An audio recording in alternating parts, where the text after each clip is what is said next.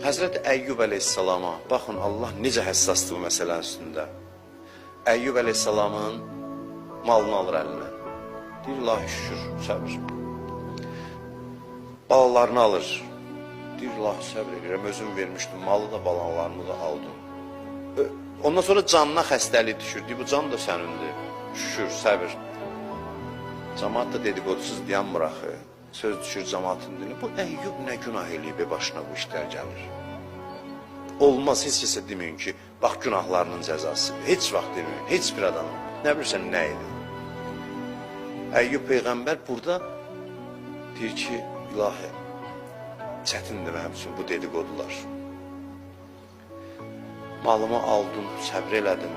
Canımı, övladımı aldım, səbr elədim. Canıma xəstəlik, səbr elədim. Amma cəmaatın bu sözü ağırdır mənim üçün. Allah nə deyir? Deyir, Əyyub, sən səbr elədin, yoxsa mən səbri sənə verdim. Sən səbr elədin. Deyir ki, Peyğəmbər öz ağzının içindən belə vurur. Olur adam dediyinə peşman olar. Peşman olur və istiğfar eləməyə başlayır. Görün harada, deyir, səbr elədim, deyir, sən səbr eləmədin. Səbri mən verdim sənə.